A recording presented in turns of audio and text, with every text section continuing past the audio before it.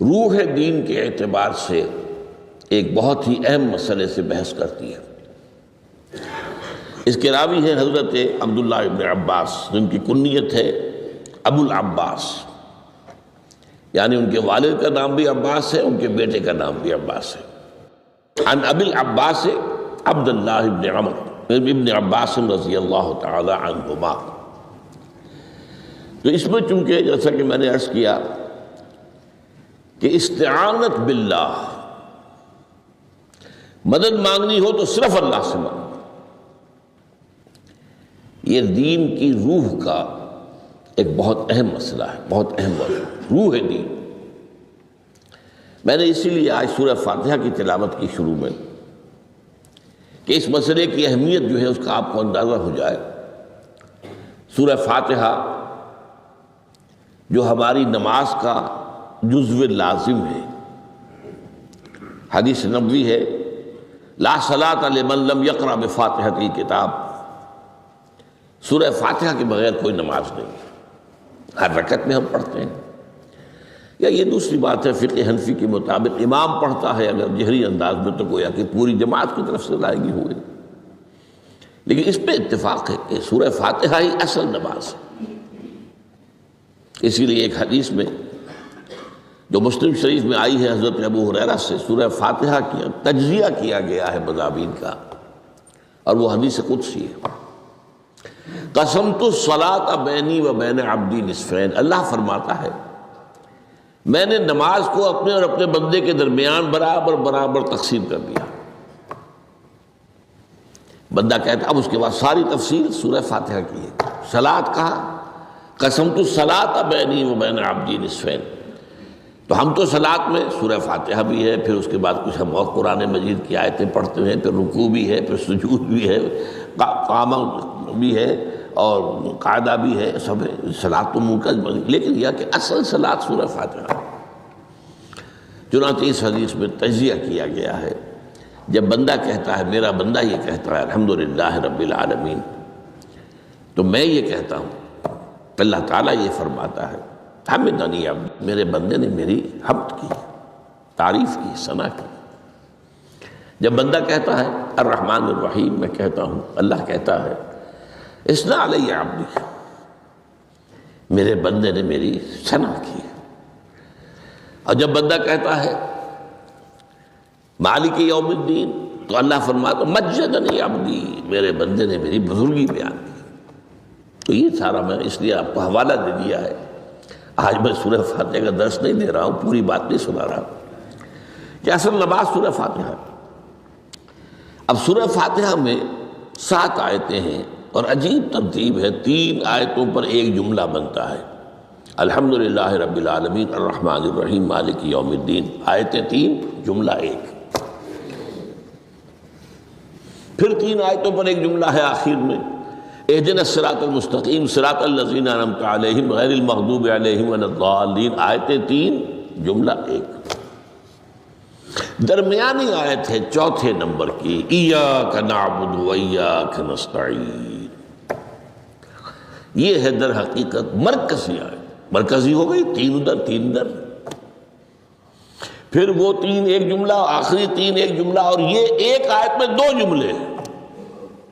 ایاک نعبد بھی مکمل جملہ ہے، وہ ایاک نستعین بھی مکمل جملہ ہے، اور یہیں پر سورہ فاتحہ کی وہ تقسیم ہوتی ہے آدھی، 3.5 آیتیں ادھر ہیں، الحمدللہ رب العالمین الرحمن الرحیم مالک یوم الدین ایاک نعبد۔ اب واو آ گیا، یہ واو ایسے ہے جیسے کہ آپ ترازو کو پکڑتے ہیں، مٹھ اس کی جو ہے۔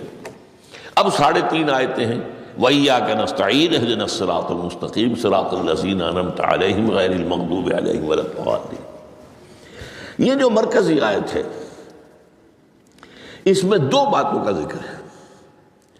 ایاک نعبد، ایک تو ہم اقرار کرتے ہیں کہ اللہ ہم صرف تیری ہی بندگی کرتے ہیں اور کرتے رہیں گے، یہ حال اور ماضی، حال اور مستقبل دونوں کو محیط ہے۔ اور دوسرا وَإِيَّاكَ نَسْتَعِينُ، اور صرف تجھ ہی سے مدد مانگتے ہیں اور مانگتے رہیں گے۔ یہ گویا کہ دین کا ایک مرکزی نقطہ ہے، جو صلاۃ کا مرکزی نقطہ ہے، وہی در حقیقت دین کا مرکزی نقطہ ہے۔ اب ہم اس پر غور کر چکے ہیں. اربعین نبوی کی حدیث نمبر 3 جو ہے وہ اس پر ہے، ایاک نعبد. اس میں گفتگو ہو چکی ہے تفصیل سے کہ عبادت کا تصور کیا ہے، جس کے لیے انسان کو پیدا کیا گیا. وما خلقت الجن والانس الا لیعبدون. اور تمام رسولوں کی دعوت کا مرکزی نقطہ ان اعبدوا اللہ ما لکم من الہ غیرہ. زندگی آمد برائے بندگی، زندگی بے بندگی شرمندگی. اور اس میں جو کنفیوژن ہم نے پیدا کر دیا ہے کہ عبادت کو عبادات کے مترادف قرار دے دیا. نماز، روزہ، حج اور زکوٰۃ یہ عبادات ہیں. وہ عبادت جس کے لیے ہمیں پیدا کیا گیا ہے وہ یہ چیزیں نہیں ہیں. وہ ہے پوری زندگی میں ہمہ تن، ہمہ وقت، ہمہ جہت اللہ کی اطاعت. ہر وقت نماز تو نہیں پڑھی جاتی، ہر روز روزہ تو نہیں رکھا جاتا. یہ جو کہا کہ میں نے صرف تمہیں پیدا ہی اس لیے کیا کہ میری عبادت کرو، تو عبادت سے مراد یہ چیزیں نہیں ہو سکتی. یہ در حقیقت اس عبادت کے لیے سپورٹس ہے. جیسے 4 ستون ہیں، ان پر چھت ہے، چھت کو سپورٹ دینے کے لیے ستون ہے. ستونوں کی معنویت ہی تب ہے جب کہ چھت ہو، ورنہ کیا کہیں گے کس لیے کھڑے کر دیے 4 ستون؟ پاگل پن ہے کوئی؟ کس لیے؟ What for? جب تک کہ چھت کا تصور نہ ہو. شامیانے کے لیے 4 آپ نے بانس کھڑے کیے ہیں، کس لیے؟ اس شامیانے کو سپورٹ کرنے کے لیے. تو اب اس میں جو ایک مضمون آیا وہ یہاں بھی آ گیا اس حدیث میں. تو قرآن مجید کی آیت میں ایاک نعبد و ایاک نستعین، یہ ہے دوسری بات جس پر کہ آج کی ہماری مرکزی جو مضمون ہے وہ یہ حدیث. تجھ ہی سے مدد مانگتے ہیں اور مانگتے رہیں گے. اللہ تعالیٰ سے مدد مانگنا. اب آپ یوں سمجھیے کہ مدد جو مانگی جاتی ہے مختلف الفاظ استعمال ہو سکتے ہیں. استعانت وہ اس حدیث میں بھی آیا، قرآن میں بھی آیا سورہ فاتحہ میں، ایاک نستعین. استمداد مدد طلب کرنا. استنصار نصرت مانگنا. استدعاء کوئی دعا کرنا کسی کام کے لیے. استغاثہ کسی کی دعائی دینا. یہ تمام ایک قبیل کی چیزیں ہیں، ان کو جمع کر لیجیے استعانت. اب استعانت ایک تو ہے عام مادی دنیا کے اصول کے اندر میں کسی سے کہوں بھائی مجھے ذرا پانی پلا دینا، یہ بھی استعانت ہی ہو گئی نا. میں نے اپنی ایک ضرورت کو پورا کرنے کے لیے اسے مدد چاہیے. اس میں کوئی شرک نہیں، کوئی برائی نہیں. معلوم ہے یہ ایک عام مادی قوانین کے تحت ہوگا. یہ علیحدہ بات ہے کہ حضور کے بارے میں یہ آتا ہے صلی اللہ علیہ وسلم کہ آپ کبھی ایسے کام کے لیے بھی کسی کو نہیں کہتے تھے. یہاں تک کہ اگر آپ سواری پر ہوتے تھے اور آپ کا جو کوڑا ہے وہ نیچے گر گیا تو آپ اپنی سواری کو بٹھا کر یا اتر کر خود کوڑا اٹھاتے تھے، کسی سے کہتے نہیں تھے کہ مجھے ذرا اٹھا دو. تو یہ استدعاء، استعانت، استمداد، اس میں ایک درجے ہیں، بڑے اونچے درجے بھی ہیں. لیکن عام حالات میں ہم مادی قوانین کے تحت اگر کوئی مدد چاہے کسی سے تو کوئی بری بات نہیں، اس میں کوئی شرک نہیں، اس میں کوئی کفر نہیں. اگرچہ بعض حضرات کے نزدیک اس کا ایک درجہ ہے، وہ میں بعد میں بیان کروں گا. لیکن یہ کہ ماورائی انداز میں کسی غیر مرئی حقیقی یا موہومہ شخصیت سے مدد مانگنا یہ شرک ہے. غیر مرئی حقیقی فرشتے ہیں، غیر مرئی ہے حقیقی. موہومہ جنہوں نے گاڈز اینڈ گاڈیسز اور آلہہ بنا لیے، دیویاں دیوتیا بنا لیے، یہ موہومہ ہے، ان کے وہم کی پیداوار، وہ بھی غیر مرئی ہے. وہ انہوں نے تصویریں بنا دی ہیں پوجنے کے لیے، لیکن وہ یہ کہتے ہیں کہ یہ تصویریں جو ہم نے بنائی ہیں یا یہ مجسمے بنائے ہیں، بت بنائے ہیں، یہ صرف توجہ کے ارتکاز کے لیے ہے تاکہ پورا مراقبہ کر سکے، ہم اپنی توجہ کو مرکوز کر سکیں. ہمیں بھی پتہ ہے کہ ان بتوں میں کچھ نہیں ہے. ایک عام ہندو ہے بیچارہ، عام جاہل دیہاتی، وہ تو یہی سمجھتا ہوگا کہ اسی میں ہے سب کچھ، اس بت ہی کے اندر ہے۔ لیکن جو پڑھے لکھے ہندو ہیں، جو تعلیم یافتہ لوگ ہیں، ڈاکٹر رادھا کرشنن بہت بڑا فلسفی تھا، جو آپ کو معلوم ہے بھارت کا صدر رہا ہے، بہت بڑا فلسفی، تو اس کی ایک کتاب ہے انڈین فلسفی پہ، اتنی موٹی موٹی 2 جلدیں ہیں اور بڑی باریک ٹائپ کی۔ اس میں اس نے کہا کہ ہم ان بتوں میں کچھ نہیں سمجھتے، یہ تو صرف کنسنٹریشن، توجہ کو مرکوز کرنے کے لیے ہم نے ان کو بنا لیا ہے، تاکہ ان کے ساتھ ایک ذہنی اور روحانی رشتہ قائم کرنے کے لیے اپنی توجہات کو مرکوز کر سکیں۔ بہرحال یہ میں نے بتایا، ایک ہے غیر مرئی حقیقی، ایک ہے غیر مرئی موہومہ۔ غیر مرئی حقیقی میں فرشتے بھی ہیں، معلوم ہے یہاں موجود ہیں، کرامن کاتبین ہیں، لیکن میں یہ نہیں کہہ سکتا کہ ذرا میری یہ مشکل دور کر دو، اس فرشتے سے میں مخاطب نہیں ہو سکتا، یہ شرک ہو جائے۔ حالانکہ ہمیں معلوم ہے فرشتہ ہے، فرشتے تو اس وقت ہمارے اس مجمع کو گھیرے ہوئے ہیں۔ حضور کی حدیث ہے، مجتمع قوم فی بیت من بیوت اللہ یتلون کتاب اللہ ویدارسونہ بینہم الا حفتہم الملائکہ وغشیتہم الرحمہ۔ جب بھی کبھی میرے گھروں میں سے کسی گھر میں میرے بندے جمع ہوتے ہیں قرآن کو پڑھنے اور سمجھنے کے لیے، سمجھنے سمجھانے کے لیے، تو فرشتے ان کے گرد گھیرا ڈال لیتے ہیں اور ان پر رحمت چھا جاتی ہے اور سکینت ان پر آسمان سے نازل ہوتی ہے، اور اللہ تعالیٰ ان کا ذکر کرتا ہے فی من عندہ۔ دیکھو اے فرشتو، تم تو کہتے تھے نا کہ اے اللہ تو یہ خلیفہ بنانے چلا ہے آدم، یہ تو دنیا میں فساد مچائے گا، دیکھو وہ میرے بندے وہ کیا کر رہے ہیں۔ اللہ تعالیٰ ذکر کرتا ہے ان کا اپنی اس مجلس میں، وہ جو ملأ اعلیٰ کی مجلس ہے، جو اللہ تعالیٰ کے قریب ترین جو فرشتے ہیں ان میں۔ تو فرشتے ہیں لیکن مدد نہیں مانگی جا سکتی۔ اسی طرح اب ذرا مسئلہ دوسرا وہ مختلف ہی ہو جائے گا۔ میں نے پہلے وہ بات کی جس میں اختلاف کا امکان ہی، فرشتے تو ہیں، ان پر ہمارا ایمان ہے، اور اصل میں ایمان بالملائکہ ہی کی شکل بگڑی ہے، یہ جو گاڈ اور گاڈیسز بنا لیے گئے اور دیوی اور دیوتا بنا لیے گئے اور آلہہ بنا لیے گئے، ملائکہ ہی کی۔ ملائکہ کو اللہ نے ایک ایک کام کے اوپر معمور کیا ہوا ہے، یہ پہاڑوں کا فرشتہ ہے، یہ بارش کا فرشتہ ہے، یہ فلاں کا فرشتہ ہے، انہوں نے انہی کو دیوتا بنا لیا۔ بس غلطی کیا لگی کہ ان کا کوئی اختیار بھی ہے۔ ہمارا ایمان کیا؟ فرشتوں کا اختیار کوئی نہیں،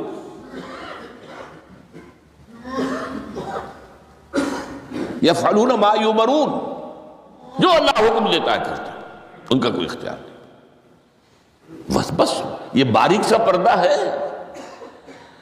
یہی ایمان بالملائکہ بن گیا ہے، دیویوں اور دیوتاؤں کی شکل اختیار کرنی۔ عرب کے لوگ خدا کی بیٹیاں کہتے تھے، وہ یہ فرشتے خدا کی بیٹیاں ہیں، ان کے نام پر لات، یہ مؤنث نام ہے، لات، عزا عزیز کا مؤنث ہے، منات یہ سب مؤنث نام ہے، یہ دیویاں ہیں، یہ اللہ کی بیٹیاں ہیں، فرشتے ہیں اصل۔ تو میں نے کہا کہ پہلے میں نے بات کی ہے وہ غیر مرئی کہ جو یقینی ہیں، متفق علیہ ہیں، فرشتے ہیں۔ ایک ہے مختلف فی، وہ یہ ہے کہ اولیاء اللہ کی ارواح بھی، ان کو بھی یہ، اگر یہ قول امام الہند شاہ ولی اللہ دہلوی کا نہ ہوتا تو میں کبھی اس کو تسلیم نہ کرتا۔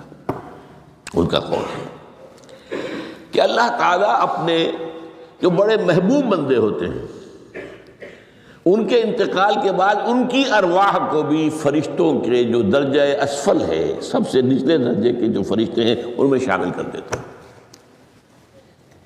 اور اللہ کے احکام کی جیسے تنفیذ وہ فرشتے کرتے ہیں وہ بھی کرتے ہیں۔ اب یہ مختلف ہی مسئلہ ہو گیا، سب کے نزدیک نہیں ہے ایسا، لیکن یہ کہ بعض کے نزدیک شاہ ولی اللہ کہہ رہے ہیں تو اس کو تو ہم اٹھا کر ردی کی ٹوکری میں تو نہیں پھینک سکتے بات۔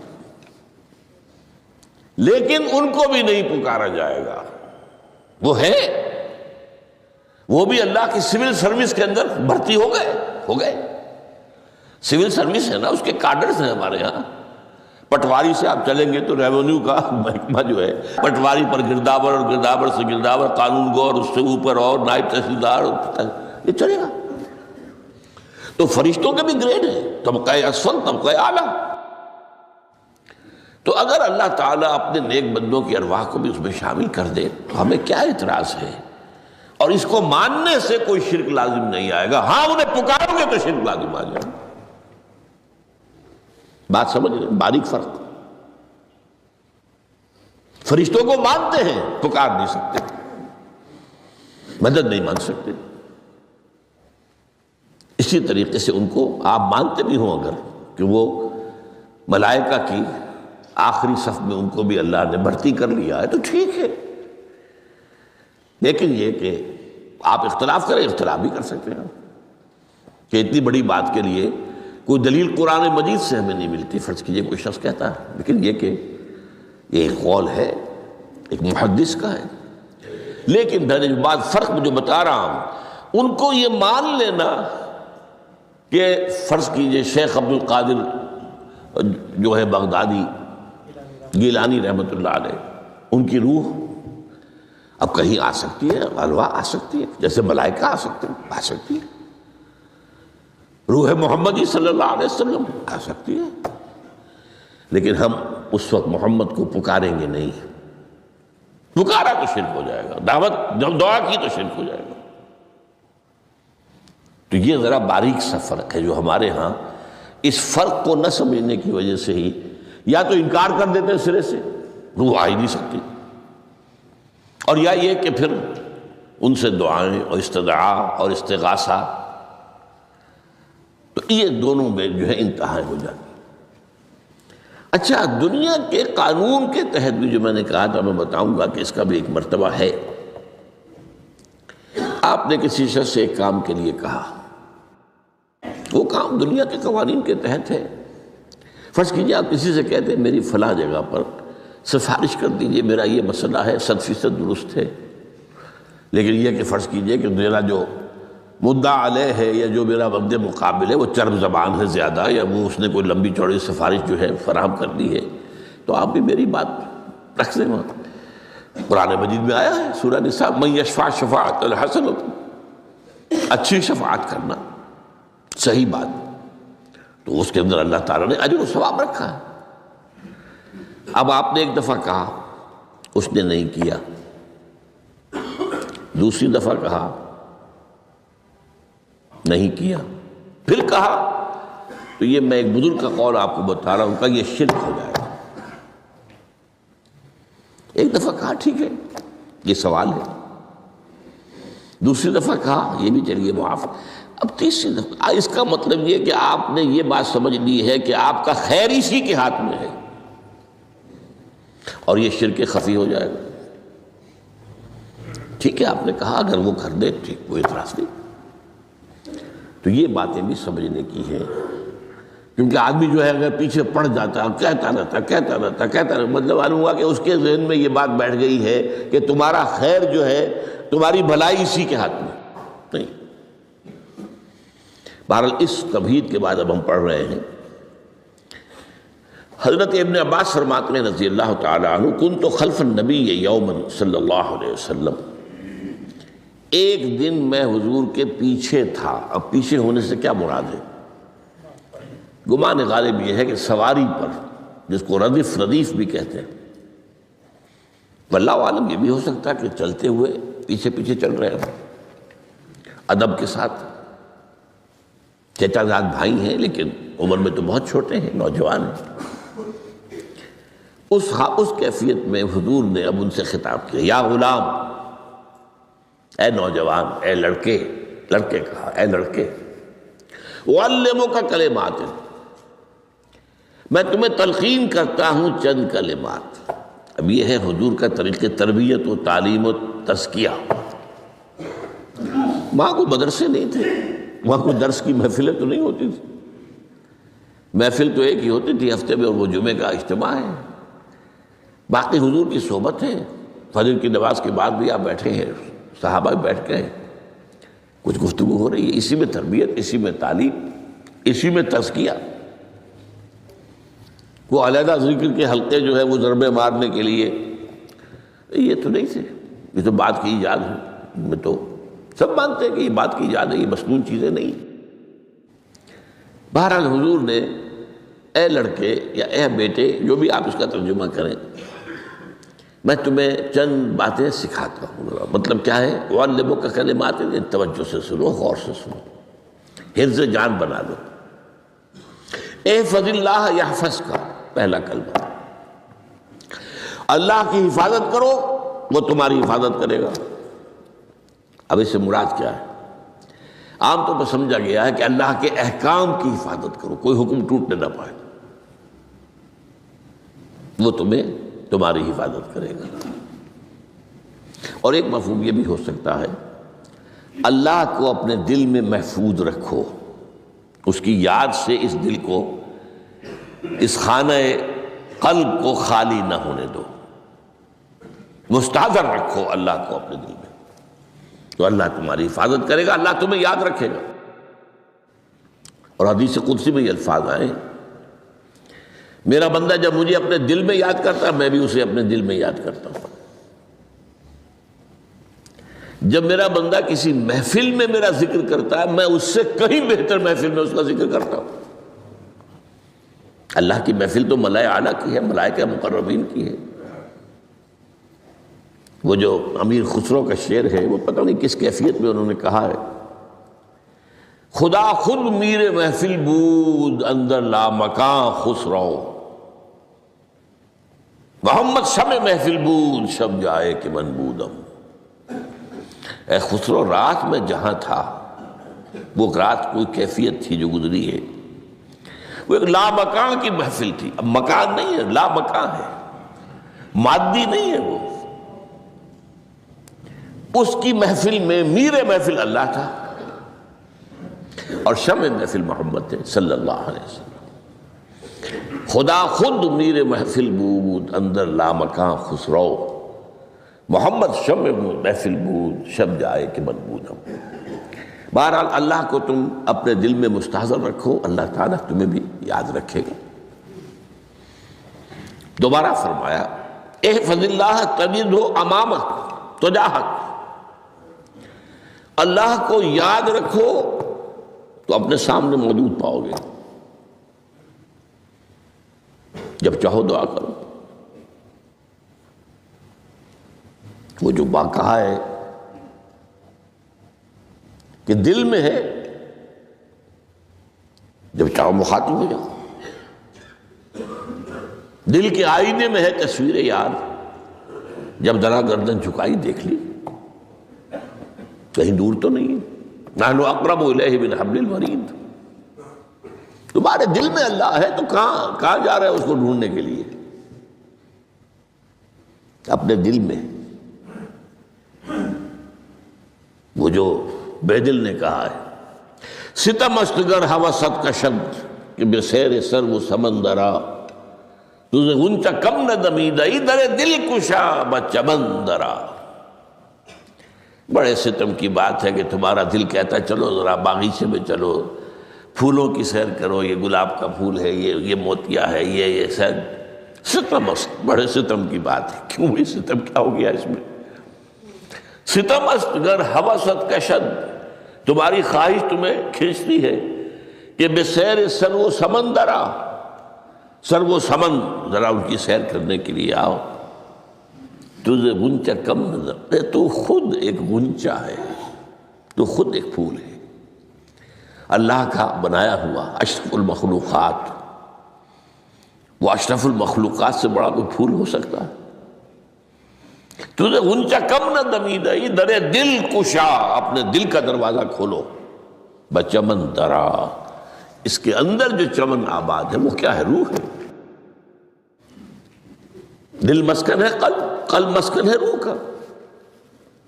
تو احفظ اللہ تجدہ امامک یا تجاہک، اپنے سامنے موجود پاؤ گے۔ اذا سألت فاسأل اللہ، اب آ گیا وہ مرکزی مضمون۔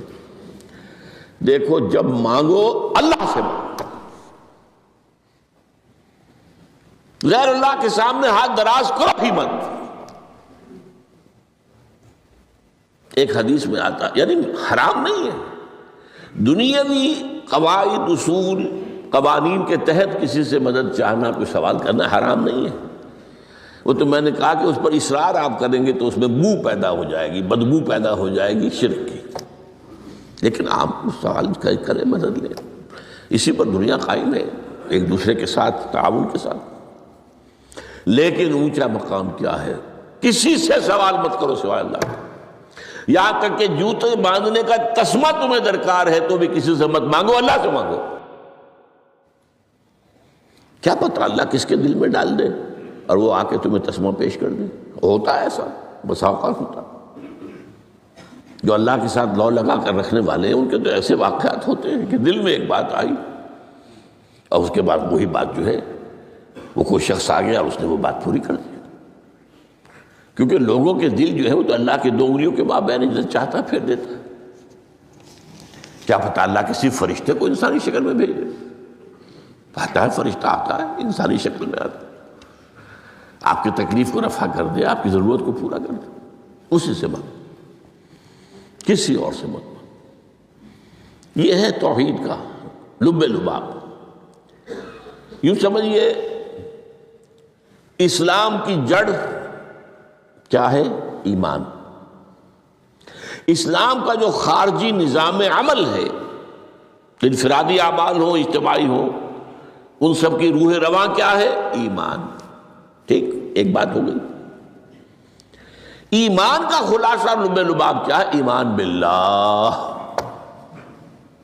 جیسے ایمان بالآخرہ بھی ہے، ایمان بالملائکہ ہے، ایمان بالانبیاء ہے، ایمان بالرسل ہے، ایمان بالکتب ہے، ایمان بالقدر ہے، لیکن اصل ایمان، اسی لیے ایمان مجمل میں آپ کو معلوم ہے کسی اور چیز کا ذکر نہیں۔ آمنت باللہ کما ہوا باسمائہ وصفاتہ وقبلت جمیع احکامہ اقرار باللسان وتصدیق بالقلب، یہ ایمان مجمل ہے، اجمالی طور پر ایمان اس کا نام ہے۔ ہاں مفصل تفصیلی طور پر آمنت باللہ وملائکتہ وکتبہ ورسلہ والیوم الآخر والقدر خیرہ وشرہ من اللہ تعالی والبعث بعد الموت۔ تو اسلام کی جڑ ایمان، اور اسلام کا سارا جو نظام عمل ہے، چاہے انفرادی اعمال ہو چاہے اجتماعی، ان سب کی روح رواں ایمان، اور ایمان کا خلاصہ ایمان باللہ۔ اور ایمان باللہ کا اصل حاصل وہ ہے جو اس حدیث میں آ رہا ہے۔ اس کے 2 ہیں تقاضے، عبادت صرف اسی کی، استعانت صرف اسی سے۔ اس لیے میں نے سورہ فاتحہ کا تذکرہ شروع میں کیا۔ یہ عبادت کا جوہر ہے، عبادت کا جو ہے یہ ایمان کا حاصل، عبادت صرف اس کی ہے اور استعانت صرف اس سے۔ استعانت ہی میں سوال بھی آ گیا، یہ بھی مدد ہے، آپ کسی سے کچھ مدد مالی چاہ رہے ہیں یا کوئی اور مدد چاہتے ہیں، کسی کام میں مدد چاہتے ہیں، جیسے میں نے کہا تھا کہیں سفارش کرانا چاہتے ہیں، یہ بھی مدد ہے۔ وَإِذَا اسْتَعَنْتَ فَاسْتَعِنْ بِاللَّهِ، اور جب مدد مانگو صرف اللہ سے مانگو۔ اور وہ سارے الفاظ یاد کر لیجئے، استدعاء، استعانت، استغاثہ، یہ جو غوث اعظم سے استغاثہ کیا جاتا ہے یہ تو شرک ہے۔ استغاثہ اللہ سے، دعائی اللہ کی۔ اس اعتبار سے استمداد، استعانت، استدعاء، استغاثہ، یہ سب اللہ سے، صرف اللہ سے۔ عبادت صرف اللہ کی، ایاک نعبد، اور استعانت صرف اللہ سے۔ اذا سألت فاسأل اللہ واذا استعنت فاستعن باللہ واعلم۔ اب یہ جو آخری ٹکڑا آ رہا ہے، حدیث نمبر 4 تھی وہ عبداللہ ابن مسعود رضی اللہ تعالیٰ عنہ، اس میں بھی مضمون جو آیا وہ یہاں پر دوبارہ آ رہا ہے۔ واعلم، اور اے میرے بیٹے، میرے بچے، اے عزیز، اعلم جان لو ان الامت لو اجتمعت علی ان ينفعوک بشیء، اگر سب لوگ جمع ہو کر چاہیں کہ تمہیں کسی شے کا نفع پہنچا دیں، کوئی فائدہ پہنچا دیں، لن ينفعوک الا بشیء قد کتبہ اللہ لک، نہیں پہنچا سکتے وہ تمہیں کوئی نفع مگر صرف وہی جو تمہارے لیے اللہ نے لکھ دیا، پھر کیوں مانگو ان سے؟ یہ تو فعل عبث ہو گیا، بیکار بات ہو گئی، ان کے ہاتھ میں کچھ ہے ہی نہیں۔ لہذا یہ جان لو سب لوگ مل کر چاہیں کہ تمہیں کوئی نفع پہنچا دیں، نہیں پہنچا سکتے مگر وہی کچھ جو اللہ نے تمہارے لیے اگر لکھ دیا ہے تو مل جائے گا، ورنہ نہیں۔ آپ اندازہ کیجئے کہ جو شخص اس سطح پر آ جائے اس میں کتنا استغنا ہوگا، کسی کے سامنے پیشانی رگڑے گا اپنی،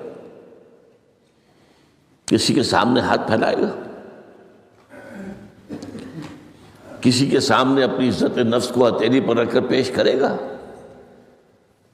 تم نے سوال کیا تو عزت نفس تو تم نے اس کے سامنے پیش کر دی، اب وہ چاہے تو کچھ اس کا لحاظ کر لے، چاہے تو ٹھوکر مار دے تمہاری عزت نفس کو۔ یہ وہ مقام ہے جب مانگو صرف اللہ سے، جب مدد طلب کرو صرف اللہ سے، اور جان لو اگر تمام لوگ جمع ہو کر تمہیں کوئی فائدہ پہنچانا جائے نہیں پہنچا سکتے، الا بشیء قد کتب اللہ لک وان اجتمعوا علی ان یضروک بشیء لم یضروک الا بشیء قد کتب اللہ علیک، اور اگر سب مل کر چاہیں تمہیں کوئی نقصان پہنچا دے نہیں پہنچا سکتے مگر وہی کچھ جو اللہ نے تمہارے لیے لکھ دیا۔ اب بتائیے خوف کی جڑ کٹ جائے گی کہ نہیں؟ یہ جو ایمان جو ہے یہ خوف اور حزن دونوں سے نجات دلانے والی بات ہے۔ جو حقیقی مومن ہے وہ اللہ کا ولی ہے، حقیقی مومن وہ اللہ کا ولی ہے، اور الا ان اولیاء اللہ لا خوف علیہم ولا هم يحزنون۔ یہ اولیاء اللہ کو علیحدہ مخلوق نہیں ہے، کوئی ان کے سر پہ سینگ نہیں ہوتے، انسان ہی ہوتے ہیں، لیکن حقیقی معنی میں مومن ان اعتبارات سے جو آج ہم پڑھ رہے ہیں، ایمان اس درجے کا پہنچ گیا تو وہ اللہ کا ولی ہے۔ اور ان لوگوں کے لیے خوف کس بات کا ہوگا؟ کس سے خوف کروں؟ اس کے ہاتھ میں کچھ ہے ہی نہیں، اور اگر کچھ اللہ نے میرے لیے لکھ دیا وہ آ کر رہے گا، چاہے میں لاکھ گڑ گڑاؤں اور اس کے سامنے کہ مجھے چھوڑ دے، اگر اللہ نے لکھا وہ آئے وہ تو آئے گا، تو کاہے کو اس کے سامنے گڑ گڑانا، کاہے کو جبسائی کرنا اس کے سامنے، اور کسی کے ہاتھ میں کچھ ہے ہی نہیں، میرا خیر ہے ہی نہیں، کاہے کو خوشامد کروں اس کی۔ اور سنیے، رفعت الاقلام، دیکھو نوجوان، قلمیں اٹھا لی گئی ہیں، وجفت الصحف، اور جو رجسٹر ہیں صحیفے ان کی سیاہی خشک ہو چکی ہے۔ یہ ہے وہ اللہ کا علم قدیم جس میں ہر شے لکھ دی گئی، اس کی قلم اٹھا لیے گئے۔ وہ جیسے آپ کو معلوم ہے امتحان ہوتا تھا، 3 گھنٹے ختم ہو گئے، اسٹاپ رائٹنگ، بس اب قلم رک جانا چاہیے۔ وہ قلم تو تقدیر کا کاتب جو ہے وہ قلم اس کا اب اٹھا لیا گیا، اور جو صحیفے جن پر لکھا گیا وہ خشک بھی ہو گئے۔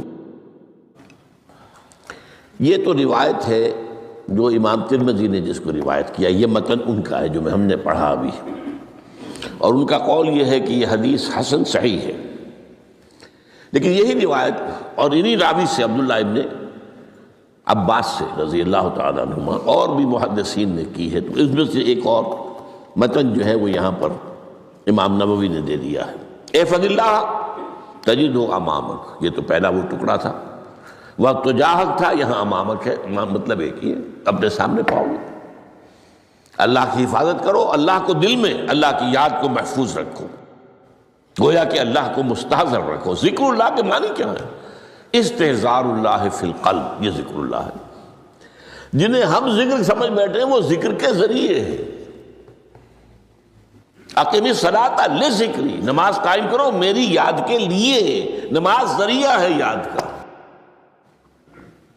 یہ علیحدہ بات ہے کہ آپ نے 17 رکعتیں بھی پڑھ لی ہو جو عشاء کی اور یاد آپ کو آئی نہیں کوئی، آپ تو ایک میکینیکل انداز میں جو ہے وہ اٹھک بیٹھک کر رہے ہیں اور آپ کی زبان سے کچھ بھی نکل رہا ہے، تو اس کا آپ کے شعور سے، دل کی گہرائی سے کوئی رابطہ ہے ہی نہیں، وہ ذکر تو نہیں ہوا۔ ہاں نماز فرض تھی وہ ادا ہو گئی، آپ کی فرض ادا ہو گئی۔ تو جنہیں ہم نے ذرائع، جنہیں ذکر سمجھا وہ ذرائع ذکر ہے، اللہ اللہ سبحان اللہ زبان سے، یہ تاکہ اس کے نتیجے میں وہ ذکر حاصل ہو جائے۔ استحضار اللہ فی القلب، ذکر کے معنی ہے استحضار اللہ فی القلب۔ تعرف الی اللہ فی الرخاء، اور دیکھو کشادگی کے وقت میں تم اللہ کو یاد رکھو، اللہ کی طرف رجوع کیے رہو، بھول نہ جاؤ۔ وہ نہ ہو جو کبھی کہا تھا، بہادر شاہ ظفر کے اشعار میں سے بہت زور کا شعر ہے، ظفر آدمی اس کو نہ جانیے چاہے کتنا ہی ہو فہم و ذکا، جسے عیش میں یاد خدا نہ رہی، جسے تیش میں خوف خدا نہ رہا۔ وہ ہے کشادگی کی حالت میں، جب کہ تمہارے لیے کشادگی ہے، اللہ کی طرف رجوع کیے رکھو۔ یعرف کا فی الشدہ، تو اللہ اپنی توجہ تم پر رکھے گا شدت کے وقت میں، جب تمہیں کوئی تکلیف ہے، اس تکلیف کو تم پر آسان کر دے گا۔ تکلیف تو آنی ہے، لکھی ہوئی ہے، وہ تو آئے گی، لیکن یہ کہ اللہ تعالیٰ اس کی شدت کو، ایک ہی چیز ہے جس کو ایک انسان بہت شدت کے ساتھ محسوس کر رہا ہے، دوسرا آدمی اتنا نہیں محسوس کر رہا ہے، احساس کا معاملہ ہوگا نا۔ وہ تو اصل میں اگر انسان کی نروز کٹی ہوئی ہے تو احساس ہوگا ہی نہیں، سرے سے ہی نہیں ہوگا۔ تو اس اعتبار سے اللہ تعالیٰ تمہارے لیے وہ شدت کی کمی کر دے گا۔ وَعْلَمْ أَنَّ مَا أَخْطَأَكَ لَمْ يَكُنْ لِيُصِيبَكَ، اور جان لو جو چیز تم سے چھوٹ گئی ہے، رہ گئی ہے، وہ ہرگز تمہیں ملنے والی نہیں تھی۔ اب آپ نے کسی ملازمت کے لیے درخواست دی ہے، درخواستیں مانگی گئی ہیں، اپنی سی محنت کر لی، نہیں ملی ملازمت، اب آپ بیٹھے ہوئے افسوس میں، رنج میں، غم میں، فلاں نے یہ کر دیا، فلاں نے یہ کر دیا، وہ فلاں جو ہے بڑی تکڑی سفارش لے آیا تھا، فلاں نے رشوت دے دی۔ چھوڑو میاں اس کو، وہ تمہارے لیے نہیں تھی۔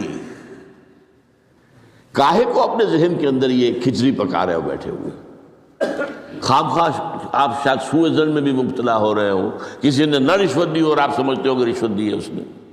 یہ ساری چیزیں جو ساری سیئات، ان کی جڑ کٹ جائے گی۔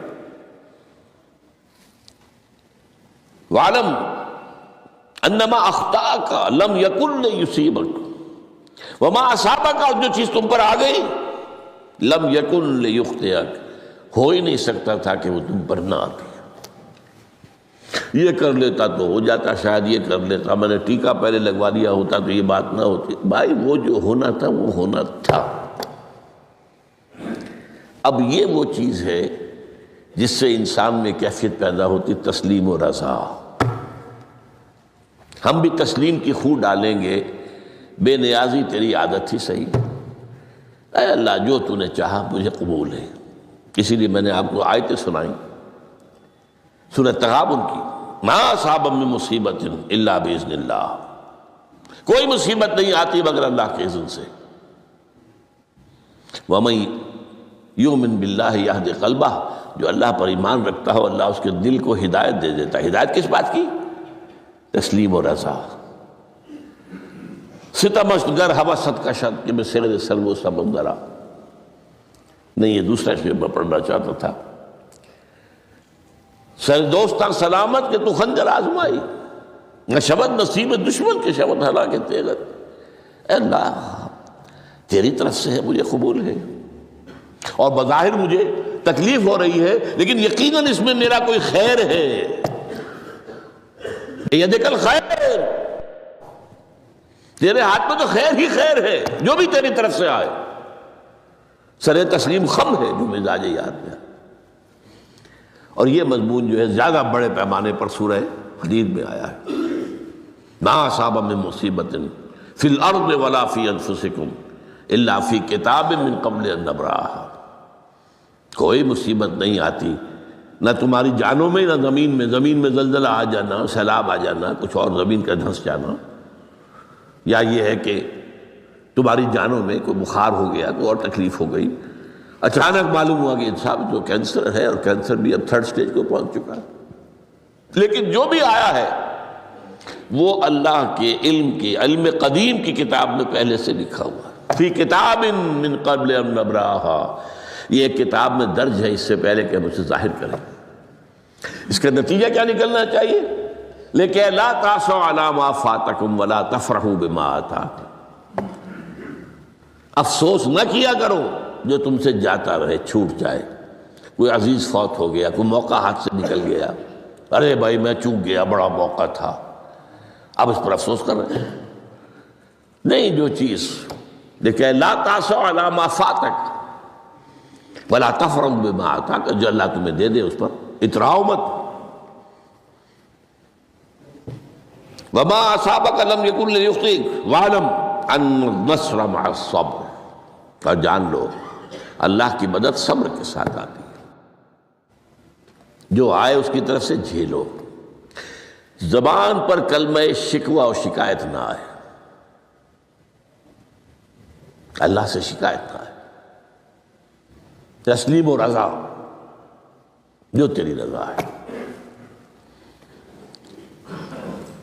تیری صحت ہمیں منظور ہے، لیکن اس کو مولانا محمد علی جوہر ایک مرتبہ جیل میں گئے، ایک بیٹی بیمار ہوئی، فوت ہو گئی، اس کے بعد دوسری مرتبہ پھر جیل میں گئے، دوسری بیٹی کو وہی بیماری ہوئی، جیل میں اطلاع ملی کہ بیٹی کو یہ بیماری ہو گئی ہے، تو خط لکھا ہے اشعار کی شکل میں، اس کا آخری شعر یہ ہے، تیری صحت ہمیں منظور ہے لیکن اس کو نہیں منظور تو پھر ہم کو بھی منظور نہیں۔ ہم تو چاہتے ہیں میں بیٹی کے تجھے شفا ہو جائے، اسے منظور نہیں تو پھر ہمیں بھی منظور۔ وَاعْلَمْ أَنَّ النَّصْرَ مَعَ الصَّبْرِ وَأَنَّ الْفَرَجَ مَعَ الْكَرْبِ، فرج، فراخی، کھل جانا کسی چیز کا، یہ ہے کرب کے ساتھ، تکلیف کے ساتھ، تکلیف ہوتی ہے ساتھ۔ اللہ نے قانون بنایا ہے دنیا کا۔ اب آپ اندازہ کیجئے بچے کی ولادت میں ماں کو کتنی تکلیف اٹھانی پڑتی ہے۔ آج کل تو فیشن ہو گیا ہے، سیدھے سیدھے جاؤ، آپریشن کراؤ، تکلیف سے بچ جاؤ، لیکن یہ ہے کہ یہ بھی آپ کے علم میں ہوگا، وہ ساری تکلیف جیسے ہی بچے کو لا کر ماں کے برابر لٹایا ہے، ساری تکلیف ختم، پھر جو راحت اس سے میسر آتی ہے۔ ان الفرج مع الکرب وان مع العسر یسرا، اسی لیے میں نے وہ آیتیں بھی پڑھی تھی، ان مع العسر یسرا ان مع العسر یسرا۔ اس دنیا میں یہ اللہ نے نظام بنایا ہے، سختیاں جھیلنی ہی ہوں گی۔ لقد خلقنا الانسان فی کبد، ہم نے انسان کو پیدا کیا مشقت کے اندر، مشقت تو کرنی پڑے گی، کسی کی جسمانی مشقت زیادہ، کسی کی ذہنی مشقت زیادہ، مشقت سے چارہ کسی کو نہیں۔ تو یہ ہے ان مع العسر یسرا ان مع العسر یسرا۔